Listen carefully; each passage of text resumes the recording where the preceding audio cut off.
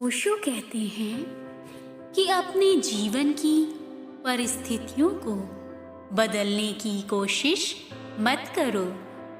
मनोविज्ञान को बदलने की कोशिश करो।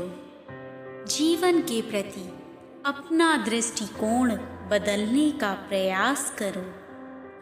बाहरी स्थिति को बदलने का प्रयास ना करो। बाहरी स्थिति का उपयोग करें और आंतरिक स्थिति को बदलें। एक बार ऐसा हुआ, बुद्ध के दिनों में एक बहुत खूबसूरत वेश्या को एक बौद्ध भिक्षु से गहरा प्यार हो गया जो भीख मांगने गया था। उस महिला ने कई खूबसूरत लोगों को देखा था। वह उन दिनों की सबसे प्रसिद्ध वेश्याओं में से एक थी। यहाँ तक कि राजा भी उसके दरवाजे पर कतार लगाते थे और उसे एक भिखारी से प्यार हो गया। सन्यासियों में वह सौंदर्य है जो केवल सन्यासियों में ही हो सकता है। वह सौंदर्य जब कोई स्वयं चलता है, वह अनुग्रह, केंद्रित व्यक्ति का अनुग्रह, गरिमा, लालित्य। जरा साधु को चलते हुए कल्पना करो। और बौद्ध भिक्षु, उनकी पूरी शिक्षा एक ही बात पर आधारित है, सतर्क रहें, सतर्क रहें। एक भी सांस आपकी नासिका से बिना आपको पता चले गुजरनी नहीं चाहिए। तो बिल्कुल सतर्क, ध्यान मग्न वह उस महिला के पास से गुजरा होगा। उसने कई खूबसूरत लोगों को देखा था, लेकिन कभी ऐसा आदमी नहीं देखा जो इस तरह अकेले चलता हो और बाजार में और पूरे शोर में इतने चुपचाप जैसे कि बाजार का कोई अस्तित्व ही ना हो।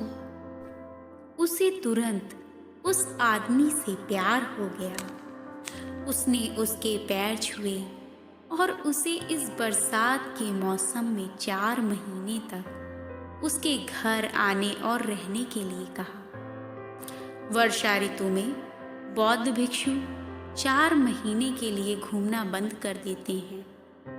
बारिश बस आने ही वाली थी और बादल घिर रहे थे और उनके लिए 4 महीने तक रुकने और आश्रय खोजने का समय आ गया था। तो उसने आमंत्रित किया उसे, तुम मेरे घर आओ, 4 महीने के लिए मेरे मेहमान बनो। भिक्षु ने कहा, मुझे गुरु से पूछना होगा, मैं कल आकर उत्तर दूंगा। अगर वे इजाजत देंगे तो मैं अवश्य आऊंगा। नगर में अन्य भिक्षु भी मांग रहे थे। उन्होंने सब कुछ देखा। वे बहुत ईर्ष्यालु हो गए। जब युवक वापस बुद्ध के पास आया तो उसने सभा में खड़े होकर निवेदन किया, एक औरत, एक वेश्या, आम्रपाली उसका नाम था, उसने मुझसे आने वाले बरसात के मौसम में उसके साथ रहने के लिए कहा है। आप जो कहेंगे मैं वही करूँगा। कई लोगों ने इसे सुना। वे सभी खड़े हो गए और कहा कि यह गलत है। यहाँ तक कि उस महिला को अपने पैर छूने की इजाज़त देना भी गलत था, क्योंकि बुद्ध ने कहा है कि किसी महिला को मत छुओ, किसी महिला को अपने पैर छूने की इजाज़त मत दो। तुमने नियम तोड़ा है और अब यह कुछ हुआ कि तुम उस स्त्री के साथ 4 महीने रहने को कह रहे हो। जिस पर बुद्ध ने कहा कि मैंने तुमसे कहा है कि किसी स्त्री को मत छूना, किसी स्त्री द्वारा स्पर्श नहीं करना, क्योंकि तुम केंद्रित नहीं हो। इस आदमी के लिए वह नियम अब लागू नहीं होता। मैं देख सकता हूँ कि वह अकेले चल सकता है। मैं उसे देख रहा हूँ। वह अब भीड़ का हिस्सा नहीं है। आप अभी भी भीड़ का हिस्सा है। जब तुम बाजार जाते हो तो तुम बाजार जाते हो। वह बस वहाँ से ऐसे गुजरता है जैसे वह कभी गया ही ना हो। और भिक्षु बुद्ध ने कहा, हाँ, तुम्हें अनुमति है। अब तो यह बहुत ज्यादा था। ऐसा पहले कभी नहीं किया गया था। कोई मिसाल ना थी। सभी क्रोधित थे और 4 महीनों तक हजारों गपशपें चलती रहीं, जिनमें वहाँ जो कुछ हो रहा था उसे बढ़ा चढ़ा कर बताया गया। हर कोई दिलचस्पी ले रहा था और कई अफवाहें भी आ रही थीं कि साधु अब साधु नहीं रहा, उसका पतन हो गया है। 4 महीने बाद साधु वापस आया और उसके पीछे आम्रपाली भी थी। बुद्ध ने भिक्षु की ओर देखा, आम्रपाली की ओर देखा और कहा, महिला, क्या तुम्हें मुझसे कुछ कहना है? उसने कहा, मैं आपसे दीक्षित होने आई हूँ। मैंने आपके शिष्य का ध्यान भटकाने की कोशिश करी, पर मैं विफल रही। यह मेरी पहली हार है।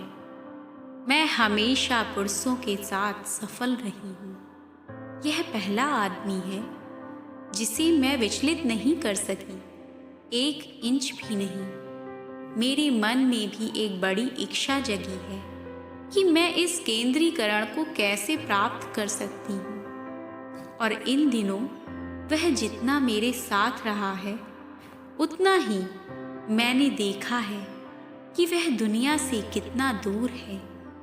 वह मेरे साथ रहता था।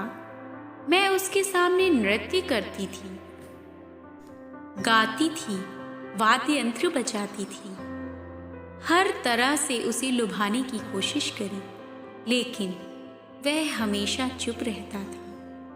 वह सदैव स्वयं ही बने रहे।